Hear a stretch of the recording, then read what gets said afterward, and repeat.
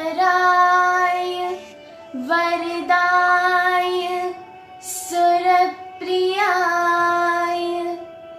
लंबोदराय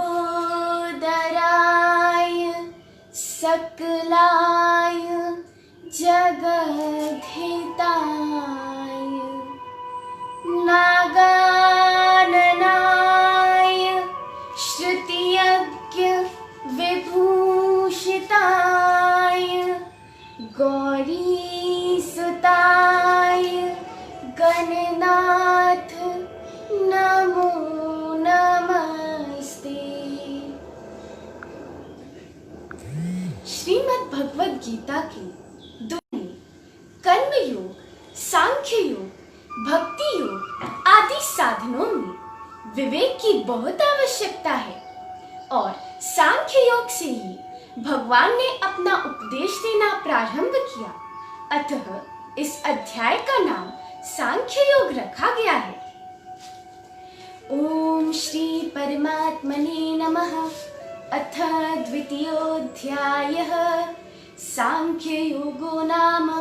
संजय उवाच तं तथा कृपयाविष्टम् अश्रुपूर्णाकुलेक्षणं विषीदन्तमिदं वाक्यम् उवाच मधुसूदनः।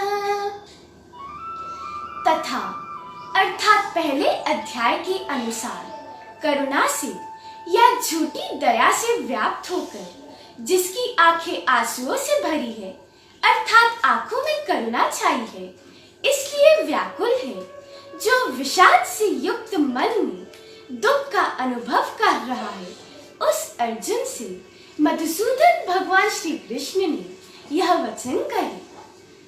श्री भगवान वाच कुतस्त्वाकश्मलमिदं विषमे समुपस्थितम् अनार्यजुष्टमस्वर्ग्यम् अकीर्तिकरमर्जुन।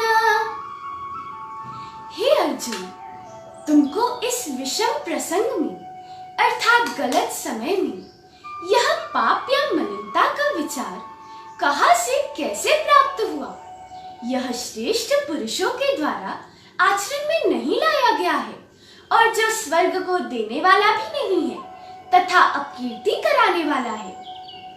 क्लैप्यमास्मगमः पार्थ नैतत्त्वयुपपद्यते शुद्रं हृदय दौर्बल्यं त्यक्त्वोत्तिष्ठ परन्तप। हे पार्थ, नपुंसकता को मत प्राप्त हो, यह तेरे लिए उचित नहीं है। हे परंतप, तुच्छ हृदय की दुर्बलता को त्याग कर युद्ध के लिए खड़ा हो जा। अर्जुन उवाच कथं भीष्ममहं संख्ये द्रोणं च मधुसूदन इषुभिः प्रतियोत्स्यामि पूजार्हावरिसूदन।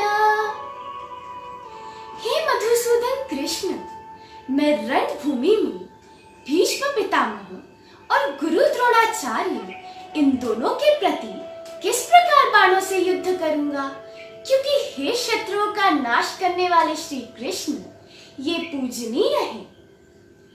गुरून् हत्वा हि महानुभावान् श्रेयो भोक्तुं वैक्ष्यमपीह लोके हत्वार्थकामांस्तु गुरूनेहैव भुञ्जीय भोगान् रुधिरप्रदिग्धान्।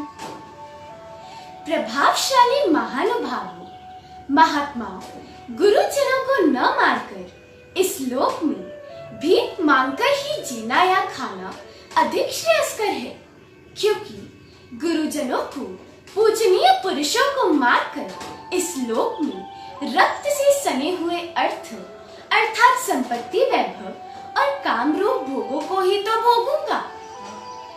न चैतद्विद्मः कतरन्नो गरीयो यद्वा जयेम यदि वानो जयेयुः यानेव हत्वा न जिजीये विशामस्तेव स्थिताः प्रमुखे धार्तराष्ट्राः। यह भी हम नहीं जानते कि हमारे लिए क्या करना श्रेष्ठ होगा, कौन सा काम उचित है, युद्ध करना कि नहीं करना, या फिर हमारे जीतने से सबका कल्याण होगा अथवा हमें कौरव जीतेंगे इसमें सबका कल्याण होगा। जिन दुर्योधन आदि बंधुओं को मारकर हम जिंदा रहना नहीं चाहते, वे ही धृतराष्ट्र के पुत्र सगे संबंधी हमारे सामने खड़े हैं।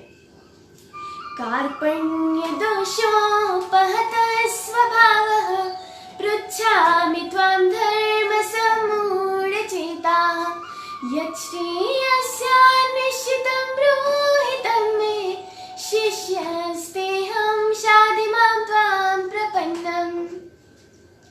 कृपणता के दोष से अर्थात स्वजनासक्ति के मोह से वृत्ति में जो कायरता आई, उस दोष से नष्ट हुए स्वभाव वाला या अपना असली स्वरूप ढक जाने के कारण धर्म के विषय में मूढ़ चित्त हुआ, अर्थात जिसका चित्त धर्म अधर्म, कर्तव्य अकर्तव्य का निर्णय करने में मूढ़ हो गया है, उलझन में पड़ गया है, ऐसा मैं आपको पूछता हूँ कि जिसमें निश्चित ही कल्याण हो वही मेरे लिए कथन करे, क्योंकि मैं आपका शिष्य हूँ। आपकी शरण में आए हुए मुझे सही मार्गदर्शन दीजिए, शिक्षा दीजिए। नहीं प्रपश्यामि ममापनुद्या द्यच्छोकमुच्छोषणमिन्द्रियाणाम् अवाप्य भूमां वसपत्नवृतं राज्यं सुराणामपि चाधिपत्यम्। क्योंकि इस मृत्यु लोक में शत्रु रहित धन धान्य से संपन्न राज्य को, देवताओं के राज्य को, स्वाभित्व को प्राप्त करके भी ऐसा कोई उपाय नहीं देख रहा हूँ जो कि मेरी इंद्रियों को सुखाने वाले इस शोक को दूर कर सके।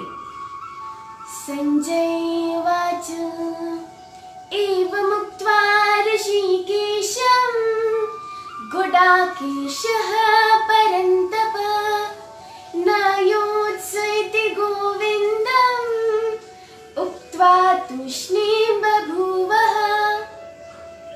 संजय बोले, हे शत्रु को ताप देने वाले राजा धृतराष्ट्र, निद्राजयी अर्जुन अंतर्यामी भगवान कृष्ण को इस प्रकार कहकर कि युद्ध नहीं करूंगा, इस प्रकार गोविंद भगवान कृष्ण को स्पष्ट रूप से कहकर स्तब्ध हो गया या चुप हो गया।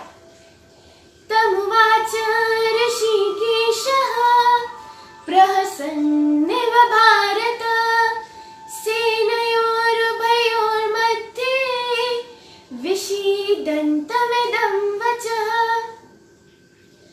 हे भरत वंश में उत्पन्न धृतराष्ट्र, निद्राजयी अर्जुन अंतर्यामी भगवान कृष्ण को इस प्रकार कहकर कि युद्ध नहीं करूंगा, इस प्रकार गोविंद भगवान कृष्ण को स्पष्ट रूप से कहकर स्तब्ध हो गया या चुप हो गया।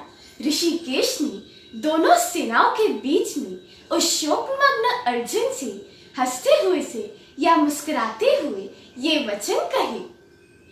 श्री भगवान वाच अशोच्यानन् वशोचस्त्वं प्रज्ञावादांश भाषसे गतासून गतासूंश्च नानुशोचन्ते पंडिताः।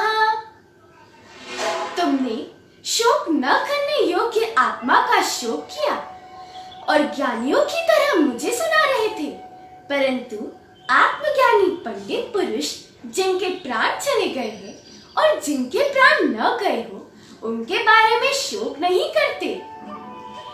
न त्वेवाहं जातुनासं न त्वं नेमे जनाधिपाः न चैव न भविष्यामः सर्वे वयमतः परम्।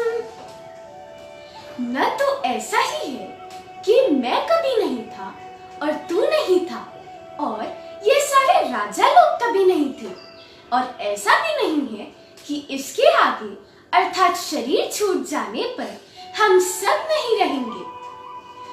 देहिनोऽस्मिन् यथा देहे कौमारं यौवनं जरा तथा देहान्तर प्राप्तिर् धीरस्तत्र न मुह्यति। जिस प्रकार से देहधारी जीवात्मा की इस शरीर में कुमारावस्था, युवावस्था और वृद्धावस्था होती है, उसी प्रकार एक शरीर के छूटने पर दूसरे शरीर की प्राप्ति होती है। इसलिए उस विषय में धीर पुरुष मोहित नहीं होता।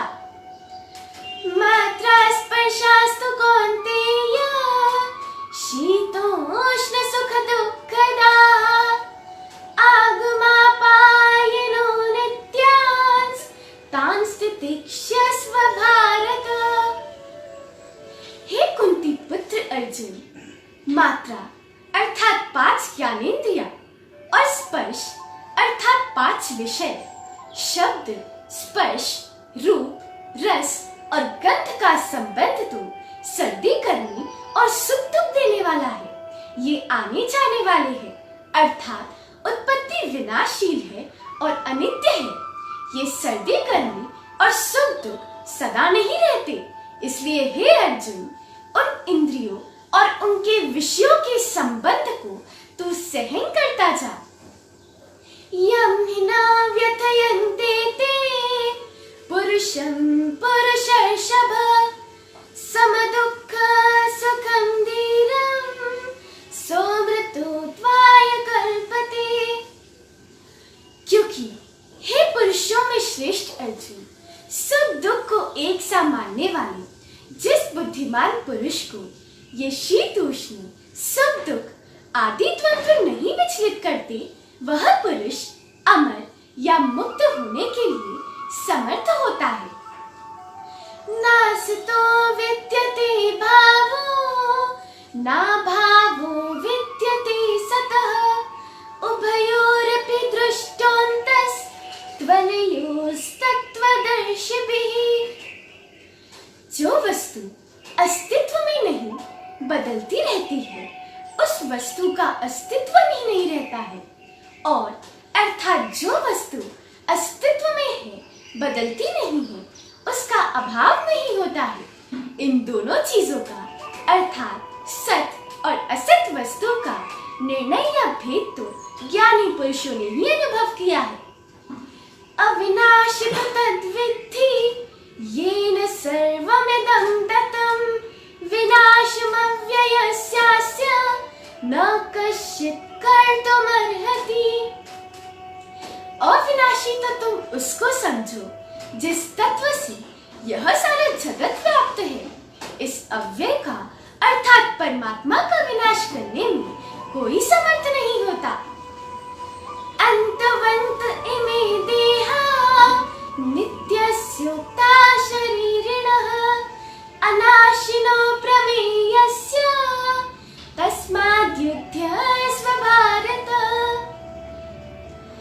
अविनाशी या नाश रहित, जो कभी प्रमाणों का विषय नहीं बन सकता, ऐसे निस्सीम और नित्य देह में रहने वाली आत्मा के ये सारे शरीर अर्थात बाह्य पदार्थ नष्ट होने वाले हैं, ऐसा ज्ञानियों के द्वारा कहा गया है।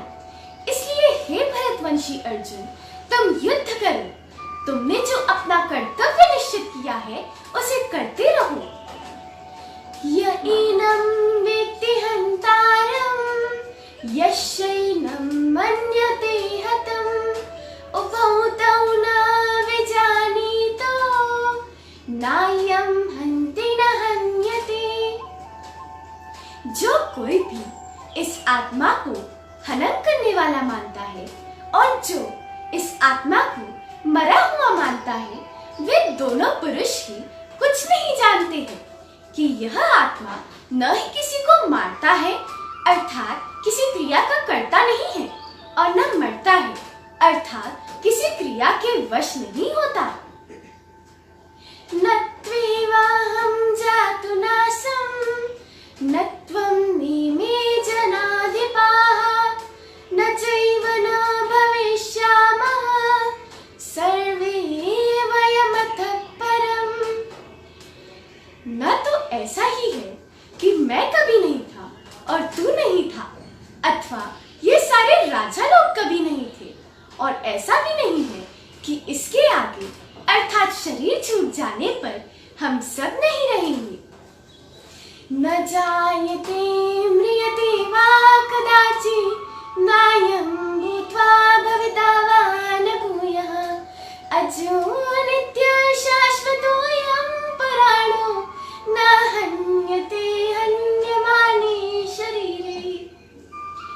यह आत्मा न ही कभी पैदा होता है अथवा न ही कभी मरता है, अथवा न ही यह आत्मा भूतकाल में पैदा होकर फिर से भविष्य काल में पैदा होने वाला है।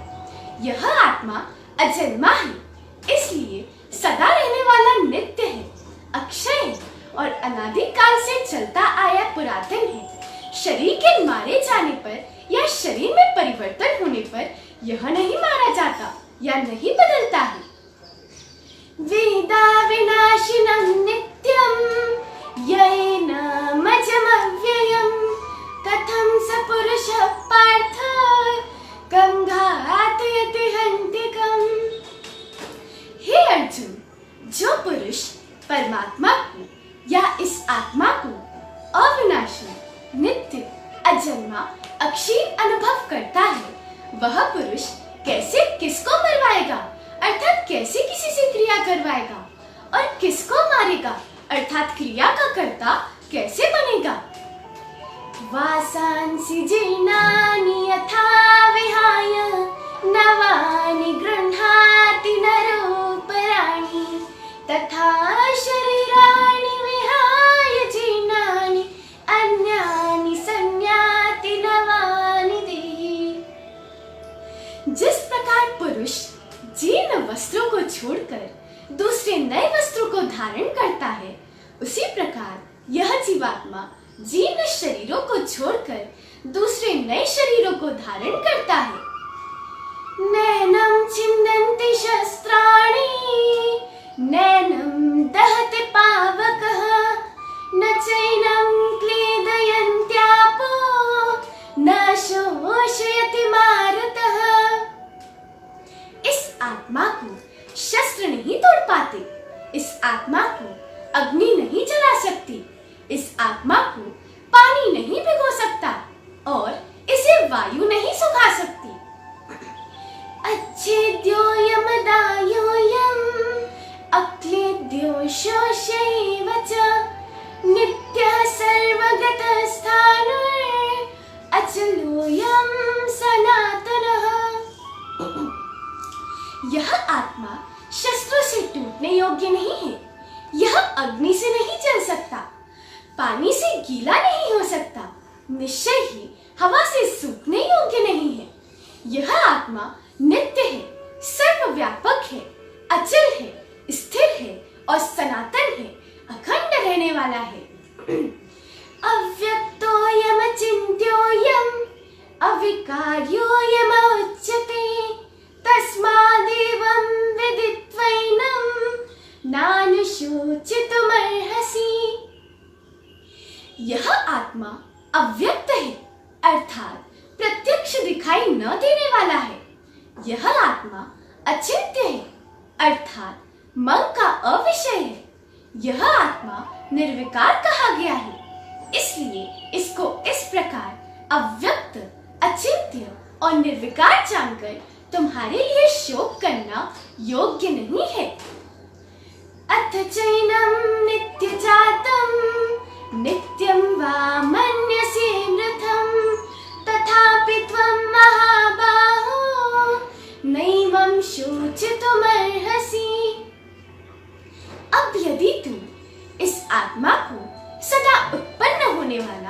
अथवा हमेशा नष्ट होने वाला भी मानता है, तो भी हे महाबाहो अर्जुन, इस प्रकार शोक करना तेरे लिए उचित नहीं है। जातस्य हि ध्रुवो मृत्युर्ध्रुवं जन्मामृतस्य च तस्माद् परिहार्येऽर्थे न त्वं शोचितुमर्हसि। क्योंकि जिस वस्तु का जन्म हुआ है उसका निश्चित मरण है, और जो वस्तु मर गई उसका निश्चित जन्म है। इसलिए तुझे न टालने योग्य इस विषय में शोक करना उचित नहीं है। अव्यक्तादीनि भूतानि व्यक्त मध्यानि भारत अव्यक्त निधनान्येव तत्र का परिदेवना। हे भरतवंशी अर्जुन, भूत मात्र या प्राणी मात्र उत्पत्ति के पहले अव्यक्त रहते हैं। भूत मात्र या पदार्थ नष्ट होने के बाद भी फिर से अदृश्य हो जाते हैं। बीच में अर्थात उत्पत्ति के पश्चात मृत्यु आने तक व्यक्त रहते हैं। ऐसी स्थिति में इस संबंध में फिर क्यों शोक किया जाए। आश्चर्यवत् पश्यति कश्चिदेनम् आश्चर्यवत् वदति तथैव चान्यः आश्चर्यवच्चैव मन्यः शृणोति श्रुत्वाप्येनं वेद न कैव कश्चित्। कोई एक बिल्ला ही महापुरुष इस आत्मा को आश्चर्य की तरह देखता है, और वैसे ही कोई दूसरा आश्चर्य की तरह आत्मा के बारे में समझता है, और अन्य कोई तीसरा इस आत्मा को आश्चर्य की तरह सुनता है, और कोई तो सुनकर भी इस आत्मा को नहीं ही जानता है। देहि नित्यमवध्योऽयं देहे सर्वस्य भारत तस्मात् सर्वाणि भूतानि न त्वं शोचितुमर्हसि। हे अर्जुन, यह आत्मा सबके शरीरों में सदैव अवध्य अर्थात अमर है, इसलिए सारे प्राणियों के लिए तुझको शोक करना उचित नहीं है। स्वधर्ममपि चावेक्ष्य न विकम्पितुमर्हसि धर्माद्युद्धात् श्रेयोऽन्यत् क्षत्रियस्य न विद्यते।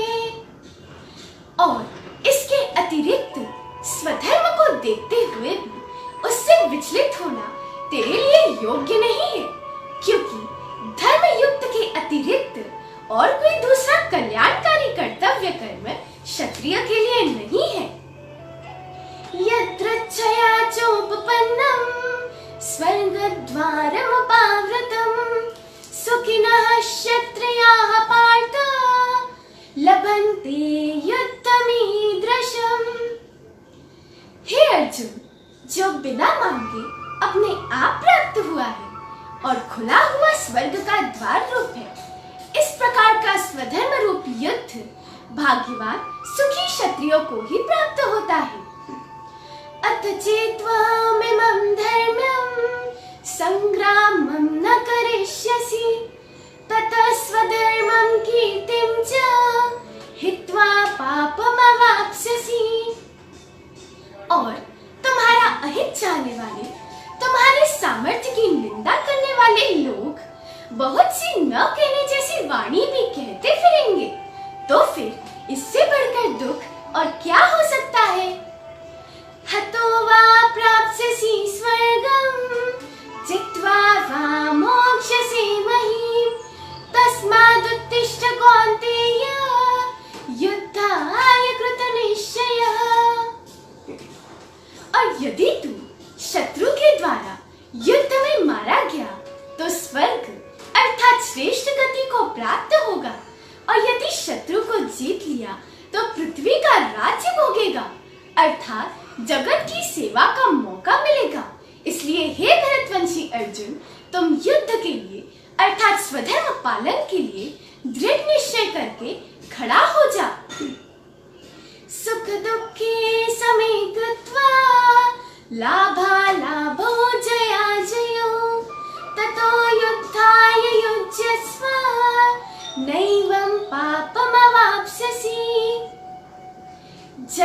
पराजय, लाभ और हानि तथा सुख और दुख दोनों को समान समझकर फिर युद्ध के लिए अर्थात स्वधर्म पालन के लिए तैयार हो जा। इस प्रकार तुझे पाप नहीं लगेगा। एषा ते विहिता सांख्ये बुद्धिर्योगित्वमां शृणु, बुद्ध्या युक्तो यया पार्थ कर्मबन्धं प्रहास्यसि। हे अर्जुन, यह बुद्धि तुझे ज्ञान योग के विषय में कही, अर्थात जो ज्ञान साक्षात शोक मोह आदि संसार के कारणों की निवृत्ति का कारण है, उस विषय में कही। और अब इसी को कर्म योग के विषय में सुन, अर्थात जीवन विषयक सिद्धांत को आचरण में लाने के विषय में सुन। जिस योग बुद्धि से युक्त होकर तू कर्म के बंधन को नाश कर देगा। इस प्रकार मैं इस दूसरे अध्याय को यही विराम देती हूँ। दूसरे अध्याय के अगले चरण कर्म योग के विषय में हम कल पुनः प्रारंभ करेंगे। धन्यवाद।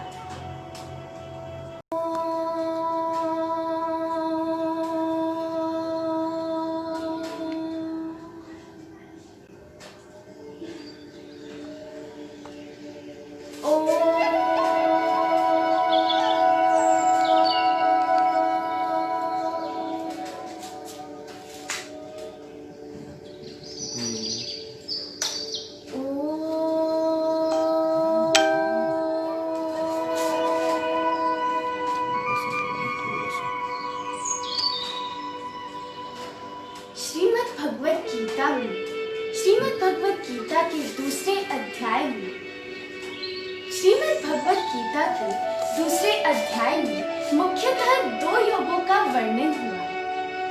प्रथम श्लोक से 39वें श्लोक तक विस्तृत रूप से सांख्य योग का तथा 40वें श्लोक से 72वें श्लोक तक प्रस्तावना रूप में कर्म योग का। कर्म योग के परिणाम का हल्का सा संकेत मधुसूदन ने 34वें तथा 35वें श्लोक में भी दिया है। तो चलिए पहले हम 34वें तथा 35वें श्लोक का श्रवण करेंगे। तत्पश्चात भगवान द्वारा बताए गए 40वें श्लोक से श्रवण करेंगे। ओम श्री परमात्मने नमः। अथ द्वितीयोऽध्यायः। अकीर्तिं चापि भूतानि कथयिष्यन्ति ते व्ययाम्, संभावितस्य चाकीर्तिर् मरणात् अतिरिच्यते। और सब लोग तेरी सदा रहने वाली अपकीर्ति ही गाते रहेंगे। और अपकीर्ति प्रतिष्ठित पुरुषों के लिए मृत्यु से भी बढ़कर है। भयाद्रणादु परतम मनसन्ते त्वां महारथाः, येषां च त्वं बहुमतो भूत्वा यास्यसि लाघवम्। और जिन भीष्म द्रोण आदि महानुभावों के लिए तू बहुमान्य हो गया था, क्षत्रिय के तौर पर उनके लिए तू लघुता या तुच्छता को प्राप्त होगा। दुर्योधन, कर्ण आदि महारथी तुझको भय के कारण युद्ध से पीछे हटा हुआ मानेंगे। नेहाभिक्रमनाशोऽस्ति प्रत्यवायो न विद्यते, स्वल्पमप्यस्य धर्मस्य त्रायते महतो भवात्। इस निष्काम कर्म योग में आरंभ किए हुए का नाश कभी नहीं होता। वैसे ही इस निष्काम कर्म योग में कोई उल्टा फल रूपी दोष भी नहीं लगता। इस धर्म का या निष्काम कर्म का थोड़ा सा भी अनुष्ठान बड़े भारी भय से या बंधन से बचा लेता है। व्यवसायात्मिका बुद्धि रेकेह कुरु नंदन, बहुशाखाय ननन्दाश बुद्धयो व्यवसायिना। हे अर्जुन, इस निष्काम कर्मयोग मार्ग में दृढ़ निश्चय वाली बुद्धि, अंतःकरण या चित्त एक ही होती है या एकाग्र रहती है, किंतु और भी जिनकी बुद्धि की चंचलता नष्ट नहीं हुई है, उनकी बुद्धियां या इच्छाएं बहुत प्रकार की और अनंत होती है। यामिमां पुष्पितां वाचं प्रवदन्त्या विपश्चितः वेदवादरताः पार्थ नान्यदस्तीति वादिनः कामात्मानः स्वर्गपरा जन्म कर्म फलप्रदा क्रिया विशेष बहुलां भोगैश्वर्यगतिं प्रति भोगैश्वर्य प्रसक्तानां तया परतचेतसां व्यवसायात्मिका बुद्धि समाधौ न विधीयते। हे पार्थ, विषयासक्ति और वेद की अर्थात कर्म कांड के यज्ञ यागादि वचनों में जो आसक्त है और स्वर्ग को ही श्रेष्ठ पुरुषार्थ समझने वाले, इन यज्ञ यागादि कर्मों से बढ़कर और कोई श्रेष्ठ कर्म नहीं है, इस प्रकार कहने वाले अविवेकी लोग जन्म कर्म का फल है ऐसा बताने वाले भोग और ऐश्वर्य की प्राप्ति के लिए अनेक प्रकार के विशेष कर्म बताए हुए, ऐसी जो रमणीय लगने वाली वाणी बोलते हैं और उस वाणी से जिनका चित्त आकृष्ट हो गया है, ऐसे भोग और ऐश्वर्य में अति आसक्त उन अविवेकियों की समाधि अर्थात परमात्मा में निश्चयात्मक बुद्धि नहीं होती। त्रैगुण्य विषया वेदा निस्त्रैगुण्यो भवार्जुन निर्द्वन्द्वो नित्य सत्वस्थो निर्योगक्षेम आत्मवान्। हे अर्जुन, वेद के कर्मकांड विभाग का त्रिगुणात्मक संसार ही विषय है, इसलिए तो त्रिगुणात्मक संसार में अलिप्त रहे, द्वंद्वों से रहित और नित्य सत्यनिष्ठ या हमेशा सत्व गुण का आश्रय लेने वाला निर्योगक्षेम अर्थात अन्न वस्त्र की चिंता से मुक्त आत्मनिष्ठ हो जा। यावानर्थ उद्पाने सर्वतः संप्लुतोदके तावान् सर्वेषु वेदेषु ब्राह्मणस्य विजानतः। सब तरफ पानी ही पानी हो जाने पर कुएं, बावड़ी, तालाब आदि में जितना प्रयोजन होता है या उनका जितना उपयोग होता है अर्थात कोई उपयोग नहीं होता, वैसे ही ज्ञानी अर्थात परमात्मा का जिसने ज्ञान प्राप्त कर लिया है, ऐसे ब्राह्मण का वेदों में अर्थात सकाम कर्मों में उतना ही प्रयोजन होता है अर्थात कोई प्रयोजन नहीं होता। कर्मण्येवाधिकारस्ते मा फलेषु कदाचन मा कर्मफलहेतुर्भूर् मा ते संगोऽस्त्वकर्मणि। तुम्हारा स्वधर्म रूप कर्तव्य कर्म में ही अधिकार है, फल में कभी भी ना हो, इसलिए तो कर्म फल की इच्छा रखने वाला मत हो और तेरी अकर्म में भी आसक्ति ना रहे। योगस्थः कुरु कर्माणि संगं त्यक्त्वा धनञ्जय सिद्ध्य सिद्ध्यो समो भूत्वा समत्वं योग उच्यते। हे अर्जुन, आसक्ति का त्याग करके सिद्धि और असिद्धि के विषय में अर्थात कर्म और मोक्ष रूपी साधना की सफलता निष्फलता के बारे में सम होकर या अनासक्त होकर स्वधर्माचरण रूप बाह्य कर्म और मोक्ष रूप साधना के आंतरिक कर्म और जीवन के सारे कर्म करता रहे, क्योंकि चित्त की समता को ही या अनासक्ति को ही योग कहा जाता है। दूरेण ह्यवरं कर्म बुद्धि योगात् धनञ्जय बुद्धं शरणमन्विच्य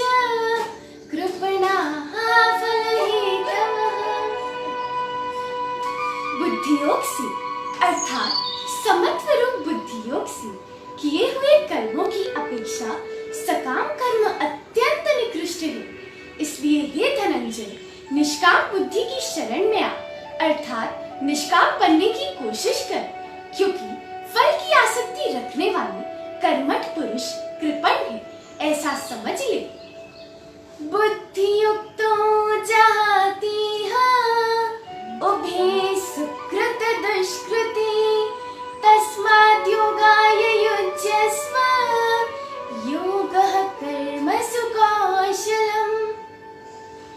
समत्व बुद्धि से युक्त पुरुष पुण्य और पाप दोनों को इस लोक में ही छोड़ देता है। इसलिए योग स्थिति प्राप्त करने के लिए तू प्रयत्न कर, क्योंकि यह समता रूप योग ही कर्मों में जीवन की सारी क्रियाओं में कौशल है। इसी में सारी कुशलता निहित है। कर्मजं बुद्धियुक्ता हि फलं त्यक्त्वा मनीषिणः जन्मबन्धविनिर्मुक्ताः पदं गच्छन्त्यनामयम्। क्योंकि निष्काम बुद्धि से युक्त विवेकी पुरुष पुण्य और पाप दोनों को इस लोक में ही छोड़ देता है और कर्म से उत्पन्न होने वाले सुख दुख रूपी फल को त्याग कर जन्म के बंधन से छूटकर उपद्रव रहित सुख दुख रहित निर्विकार परमात्मा पथ को मोक्ष रूप स्थान को प्राप्त हो जाता है। यदा ते मोह कलिलं बुद्धिर्व्यतितरिष्यति तदा गन्तासि निर्वेदं श्रोतव्यस्य श्रुतस्य च। जब तुम्हारी बुद्धि इस मोह रूपी मल को लांघ जाएगी या पार कर जाएगी, तब सुनने योग्य शास्त्र वचन और सुने हुए शास्त्र वचन दोनों के बारे में तुम्हें वैराग्य हो जाएगा। दोनों तुम्हारे लिए निष्फल हो जाएंगे। श्रुति विप्रतिपन्नाति यदा स्थास्यति निश्चला समाधावचला बुद्धिस् तदा योगमवाप्स्यसि।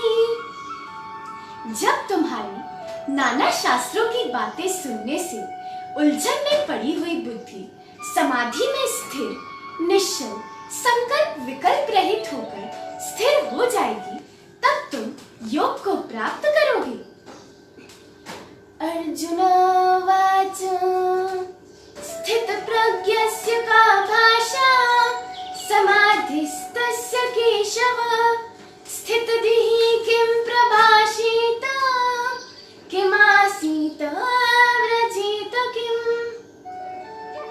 हे केशव, समाधि में स्थित हुए स्थित प्रज्ञ पुरुष के क्या लक्षण है? स्थित हुई बुद्धि वाला स्थित प्रज्ञ पुरुष कैसे बोलता है, कैसे रहता है, कैसे चलता है? श्री भगवान वाच प्रजहाति यदा कामान् सर्वान् पार्थ मनोगतान् आत्मन्येवात्मना तुष्टः स्थित प्रज्ञस्तथोच्यते। हे पार्थ, जब मन में रही हुई संपूर्ण कामनाओं को त्याग देता है, उस समय वह स्वयं ही आत्मा से ही आत्मा में अर्थात अपने आप में ही संतुष्ट रहता है। तब वह पुरुष स्थिर बुद्धि कहा जाता है। दुःखेष्वनुद्विग्नमनाः सुखेषु विगतस्पृहः वीतराग भय क्रोधः स्थितधीर्मनुरुच्यते। दुख प्राप्त होने पर जिसका मन दुखी नहीं होता और सुख प्राप्त होने पर जिसे सुख की चाह नहीं रहती और जिसके राग भय तथा क्रोध नष्ट हो गए हैं, ऐसा मननशील मनुष्य स्थिर बुद्धि कहा जाता है। यह सर्वत्रानभिस्नेहस् तत्तत् प्राप्य शुभाशुभम् नाभिनन्दन्ति न द्वेष्टि तस्य प्रज्ञा प्रतिष्ठिता। जो पुरुष सभी जगह विशेष स्नेह से रहित है और उन शुभ और अशुभ को प्राप्त होने पर न द्वेष करता है और न ही हर्षित होता है। उसकी प्रज्ञा परमात्मा में स्थिर हो गई है। यदा संहरते चायं कूर्मोऽङ्गानीव सर्वशः इन्द्रियाणि इन्द्रियार्थेभ्यस्तस्य प्रज्ञा प्रतिष्ठिता। और कछुआ अपने अंगों को जैसे सब ओर से समेट लेता है, वैसे ही यह पुरुष जब सब ओर से अंतर्बाह्य सब विषयों को अपने अपने विषयों से खींच लेता है, उसकी बुद्धि परमात्मा में स्थिर होती है। विषया विनिवर्तन्ते निराहारस्य देहिनः रसवर्जं रसोऽप्यस्य परं दृष्ट्वा निवर्तते। निराहारी उपवास करने वाले देहधारी के 5 विषय तो अवश्य छूट जाते हैं, पर विषयों की वासना या आसक्ति नहीं छूटती। परंतु इस पुरुष का रस भी परमात्मा के दर्शन से निवृत्त हो जाता है। यततो ह्यपि कौन्तेय पुरुषस्य विपश्यतः इन्द्रियाणि प्रमाथीनि हरन्ति प्रसवं मनः। हे कुंती नंदन, क्योंकि प्रयत्न करने वाले विचारवान पुरुष के भी मन को व्याकुल कर देने वाली इंद्रियां बलात् हरण कर लेती है। तानि सर्वाणि संयम्य युक्त आसीत मत्परः वशी यस्येन्द्रियाणि तस्य प्रज्ञा प्रतिष्ठिता। उन सब इंद्रियों को संयम में रखकर युक्त होकर मेरे परायण होकर रहना चाहिए, क्योंकि इस प्रकार जिसकी इंद्रियां वश में आ जाती है, उसकी प्रज्ञा स्थिर होती है। ध्यायतो विषयान् पुंसः संगस्तेषूपजायते संगात् संजायते कामः कामात् क्रोधोऽभिजायते।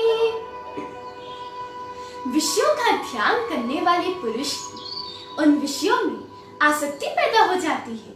आसक्ति के कारण इच्छा पैदा हो जाती है। इच्छा के कारण क्रोध या शोक पैदा हो जाता है।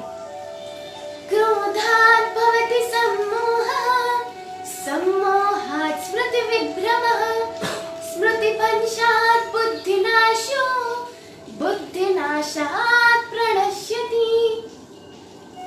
क्रोध से मूर्ता पैदा हो जाती है। मूर्ता या अविवेक से आत्मस्मृति नष्ट हो जाती है।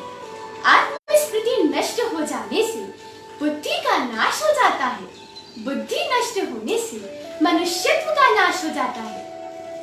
राग द्वेष वियुक्तैस्तु विषयानिन्द्रियैः शरन् आत्मवैश्यैर्विधेयात्मा प्रसादमधिगच्छति।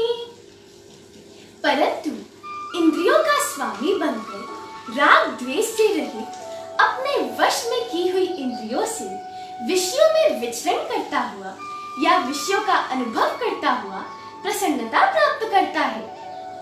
प्रसादी सर्व दुःखानां हानिरस्योपजायते प्रसन्न चेतसो ह्याशु बुद्धि पर्यवतिष्ठति। प्रसन्नता प्राप्त होने से इस पुरुष के सब प्रकार के दुखों का नाश हो जाता है और प्रसन्नता को प्राप्त हुए चित्त वाले की बुद्धि शीघ्र ही निश्चित रूप से परमात्मा में स्थिर हो जाती है।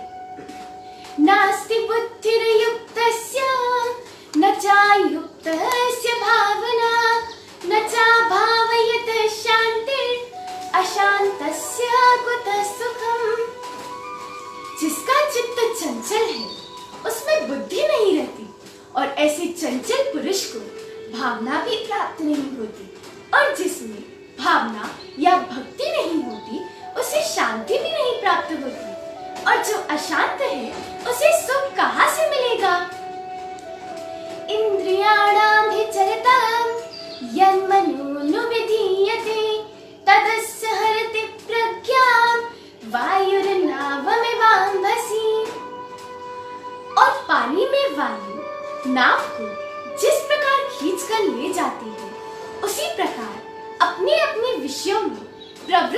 भाने वाली इंद्रियों में जिसके पीछे मन दौड़ता रहता है, वह इस पुरुष की प्रज्ञा को, विवेकवती बुद्धि को खींच कर ले जाता है। तस्माद्यस्य महाबाहो निगृहीतानि सर्वशः इंद्रियाणि इंद्रियार्थेभ्यः तस्य प्रज्ञा प्रतिष्ठिता।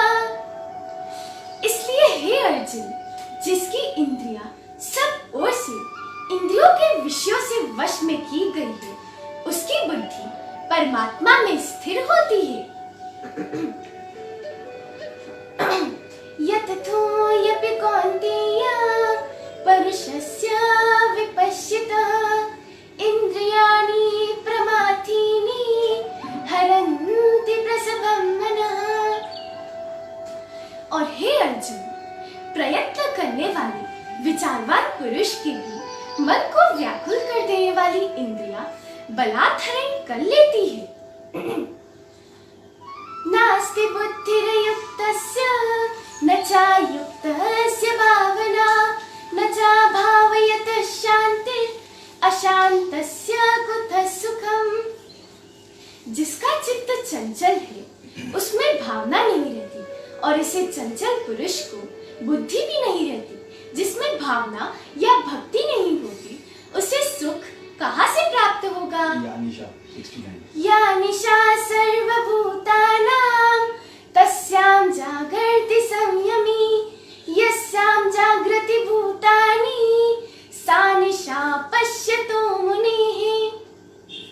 सर्वभूतों के लिए जो रात है, उसमें संयमी पुरुष जागता रहता है, और जिसमें सारे भूत प्राणी जागते हैं, परमात्मा को जानने वाले मुनि के लिए वह रात्रि है। आपूर्यमाणम् अचल प्रतिष्ठं समुद्रमापः प्रविशन्ति अद्वत् तद्वत् कामायं प्रविशन्ति सर्वे स शान्तिमाप्नोति न कामकामी। जिस प्रकार चारों ओर से आकर भरने वाले पानी से जिसकी मर्यादा जरा भी कम ज्यादा नहीं होती, और समुद्र में जैसे पानियां नदियां प्रवेश करती है, उसी प्रकार जिसमें सर्व प्रकार के काम बिना विकार उत्पन्न किए निर्विकारता को कायम में रखते हुए प्रवेश करते हैं, वह स्थित प्रज्ञ पुरुष परम शांति प्राप्त करता है। कामकामी अर्थात विषयों में आसक्त पुरुष शांति प्राप्त नहीं कर सकता। विहाय कामान्यः सर्वान् पुमान् शरति निःस्पृहः निर्ममो निरहंकारः स शान्तिमधिगच्छति। जो पुरुष सब कामनाओं को त्याग कर ममता से रहित, अहंकार से रहित, स्पृहा से रहित होकर विचरण करता है, वह शांति प्राप्त करता है। एषा ब्राह्मी स्थितिः पार्थ नैनां प्राप्य विमुह्यति स्थित्वा स्यामन्तकालेऽपि ब्रह्म निर्वाणमृच्छति। हे अर्जुन, यह ब्राह्मी स्थिति है। इसे प्राप्त करके कोई भी मोहित नहीं होता। वैसे ही मृत्यु के समय भी इसी स्थिति में स्थित रहकर वह ब्रह्म निर्वाण को पा लेता है। ओम तत्सत् इति श्रीमद्भगवद्गीतासु उपनिषदसु ब्रह्मविद्यायां योगशास्त्रे श्रीकृष्णार्जुन संवादे सांख्ययोगो नाम द्वितीयोऽध्यायः। श्रीकृष्णार्पणमस्तु। इस प्रकार ओम तत् सत् इन भगवान नामों के उच्चारण पूर्वक ब्रह्म विद्या और योग शास्त्र में श्रीमद् भगवद गीतोपनिषद रूप श्री कृष्णार्जुन संवाद में सांख्य योग नामक दूसरा अध्याय पूर्ण हुआ। हरिओम तत्सत, हरिओम तत्सत, हरिओम तत्सत। धन्यवाद।